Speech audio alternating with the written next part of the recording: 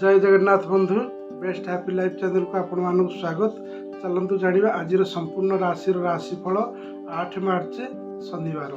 प्रथम जाना मेष राशि विषय। मेष राशि देखा आज आपणकर व्यवसाय प्रतिष्ठा लाभ करेंगे। परिश्रम और एकाग्रता बल आज आप लक्ष्य स्थल पहुँची पारे। ता सहित जीवन कौन प्रकार परिवर्तन विचार परामर्श आज आपण क्या किंबा आपण जीवन में परिवर्तन समय आसीपे। साथी कार्य करुवा लोक मैंने मन खोलिक आज सहित कथबार्ता हो पारे। सुविधा असुविधा आज आप बुझीपारे। कला क्षेत्र जो मैंने कार्य करुँच दिनटी आज मंगलमय अच्छी। सहित संतान मानकर कर्म आज आप संतुष्ट रे। स्वास्थ्य अवस्था देखा स्वास्थ्य अवस्था आज आपणकर किसी अवनति रोचे। ता सहित कहार कथार हठात विश्वास करंतु नहीं, कौन समस्या उपजी पारे। देखा प्रेमी प्रेमिका मध्य मनांतर सृष्टि हबार जग रोचे। आज आपणकर धार्मिक कार्य मन लगे। आपण विशेष सूचना हूँ आज आप 108 थर जदि ओम नमः शिवाय मंत्र जप कर बहुत शुभ फल पाइबे। घर बाहर समय ओम नमः शिवाय मंत्र जप कर बाहरतु आपण दिनटी मंगलमय हो। तापर बंधु आसला वृष राशि। वृष राशि देखा अधिकारी माने आपणकर ऑफिस अधिकारी माने आज आपण कार्य उपरे आपण काम आज प्रशंसा करेंगे। भ्रमणर योजना आप किंबा दूर जगह को आज भ्रमण करिपारंती। संध्यारे जीवन साथी सह आनंद समय आपण आज बिताई पारिबे। जो देखा तीनोटी सुख शांतिपूर्वक रहिबो। व्यापार आकस्मिक धन लाभर जग रोचे। चाकरी दिनटी भल रोचे।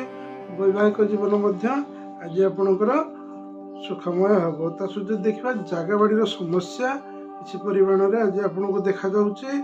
से विशेष भाव ध्यान दिंतु। कलहर जग रोचे। आपण विशेष सूचना होची आज आप देवी माँ पाखे महू किंबा गुजराती भोग लगातु। किसी मिष्टान भोग लगे ताकू बांटी दिंतु। कौन गरीब लोक मान पाखे कि दरकार बांटी दिंतु। आपण दिनटी मंगलमय हो। तापर बंधु आसला मिथुन राशि।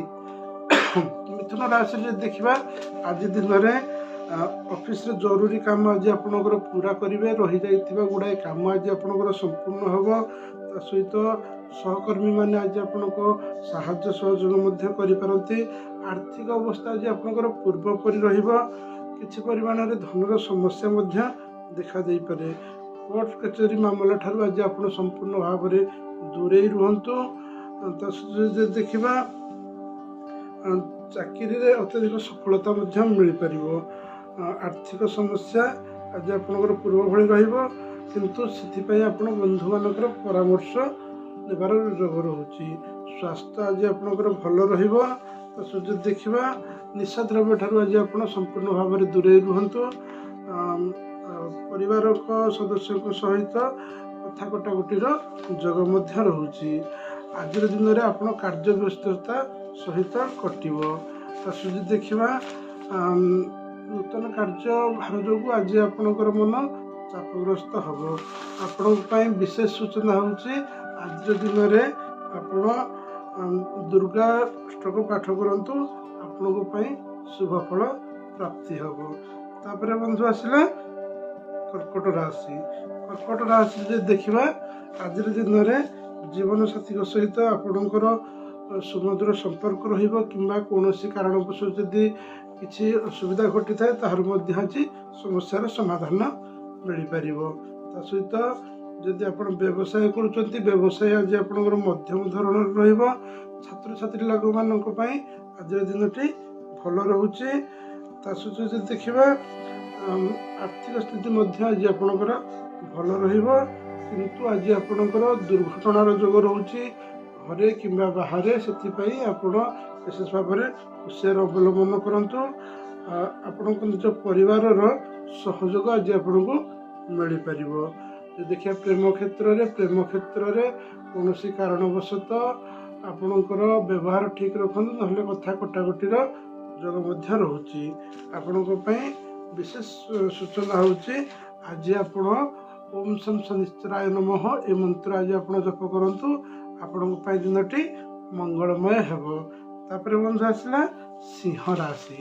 ସିଂହ ରାଶିରେ ଯଦି ଦେଖିବା, ଆଜି ଆପଣଙ୍କର ପ୍ରଚୁର ଆତ୍ମବିଶ୍ୱାସ ଊର୍ଜାରେ ଆଜି ଆପଣ ସ୍ଥାପନ ରହିବେ। ଯେକୌଣସି କାର୍ଯ୍ୟ କରିବେ ସମ୍ପୂର୍ଣ୍ଣ ହେବାର ସମୟ ରହୁଛି। ତା ସହିତ ଦେଖିବା ଆଜି ଆପଣଙ୍କର ମାନ ସମ୍ମାନର ବୃଦ୍ଧି ହେବାର ଯୋଗ ରହୁଛି। ପଡ଼ାପଡ଼ୋଶୀଙ୍କ ମଧ୍ୟରେ କୌଣସି କାରଣବଶତଃ ବଚସ ମଧ୍ୟ ସୃଷ୍ଟି ହେଇପାରେ।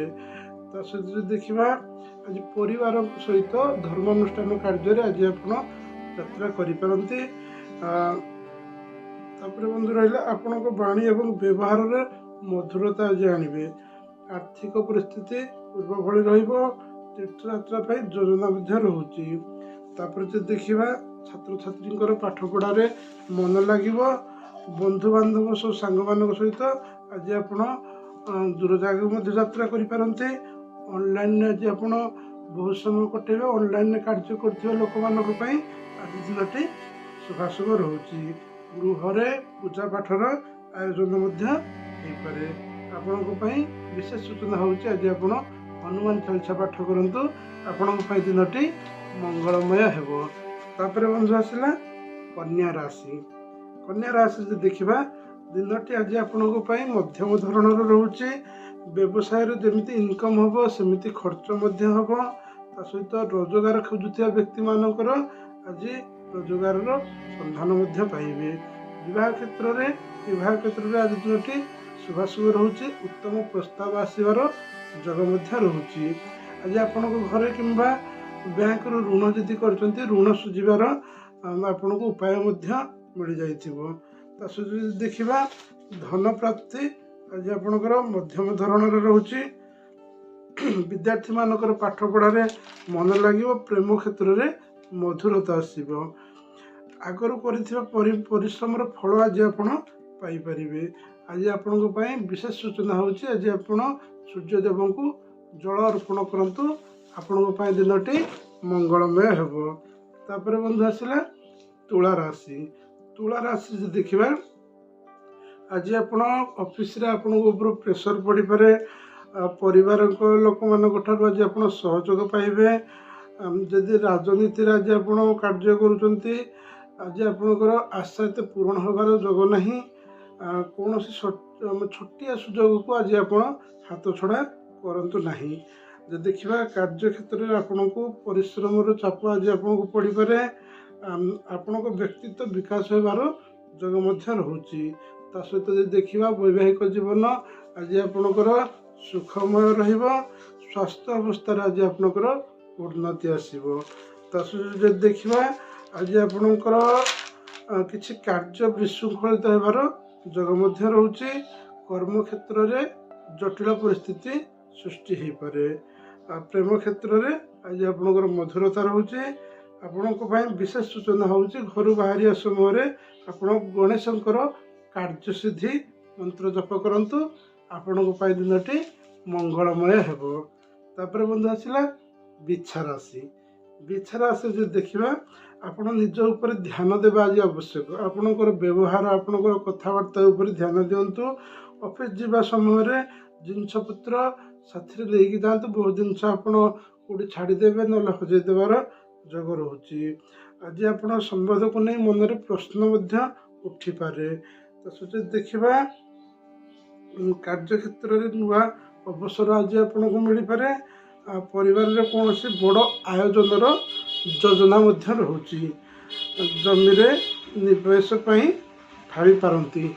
ଜମି ନିବେଶ ପାଇଁ ଆଜି ଆପଣ ଭାବିପାରନ୍ତି। ତା ସହିତ ଯଦି ଦେଖିବା ବିବାହ କ୍ଷେତ୍ରରେ ଆଜି ଆପଣଙ୍କ ପାଇଁ ଶୁଭାଶୁଭ ରହୁଛି। ବ୍ୟବସାୟରେ କିଛି ଲସ୍ ହେବାର ଆଜି ଆପଣଙ୍କର ଯୋଗ ରହୁଛି।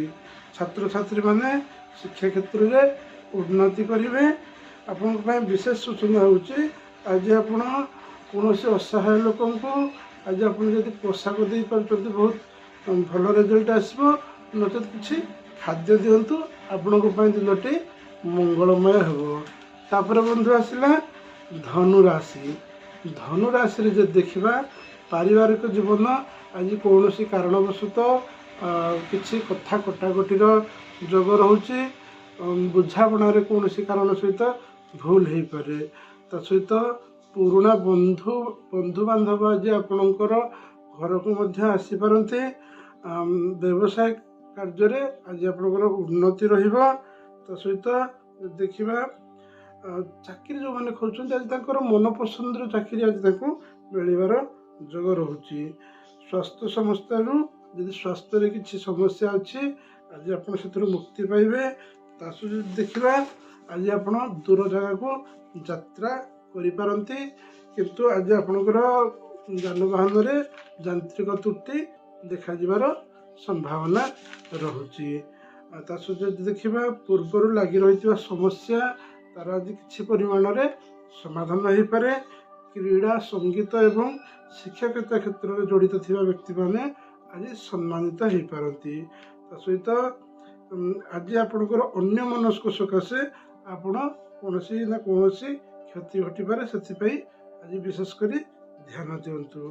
ଆପଣଙ୍କ ପାଇଁ ବିଶେଷ ସୂଚନା ହେଉଛି ଆଜି ଆପଣ ଶନିଦେବଙ୍କର ବୀଜ ମନ୍ତ୍ର ଜପ କରନ୍ତୁ, ଆପଣଙ୍କ ପାଇଁ ଦିନଟି ମଙ୍ଗଳମୟ ହେବ।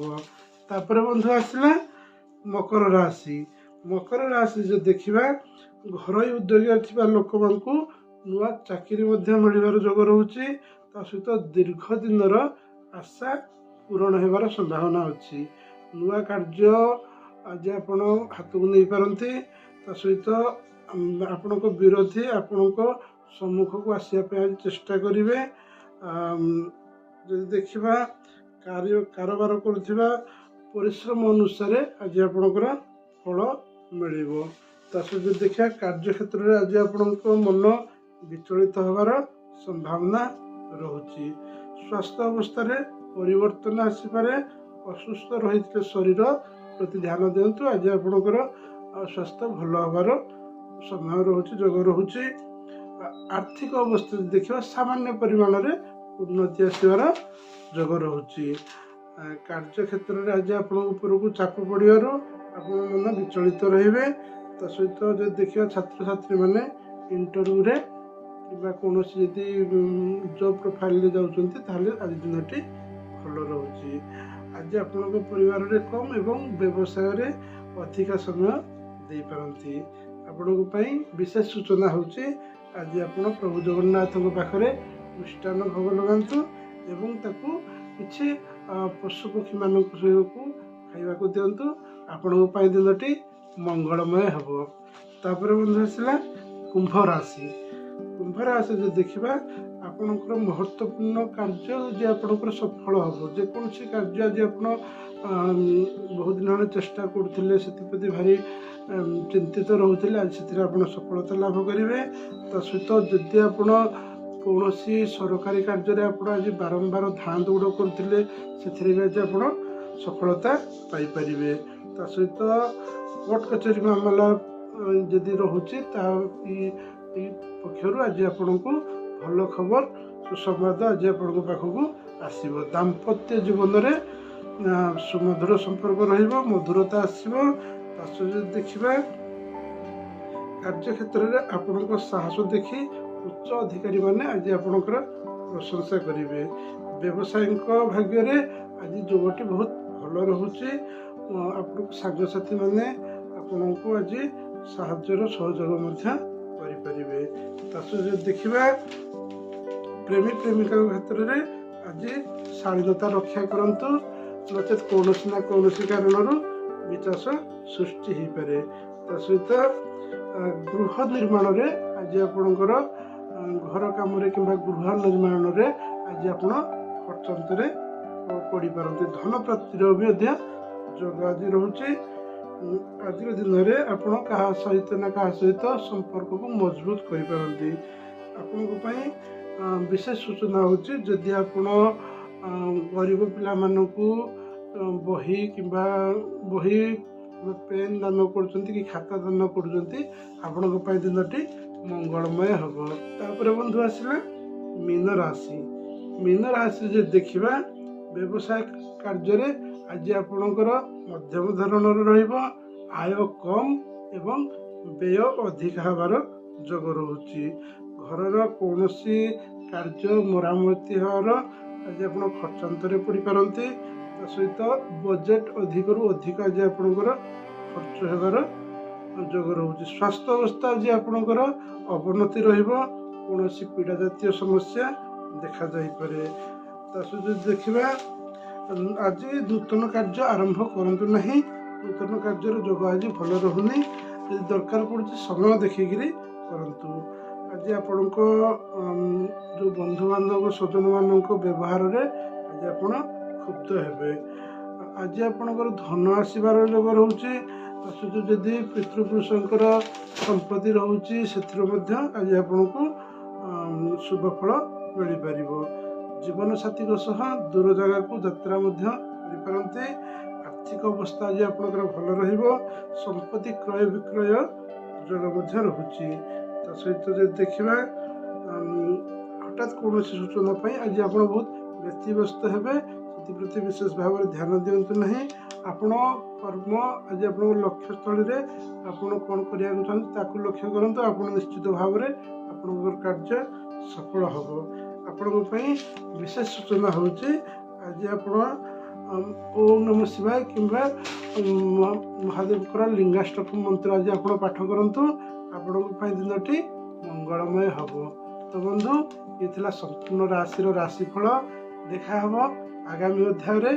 ରହିଲି ବନ୍ଧୁ, ଜୟ ଜଗନ୍ନାଥ।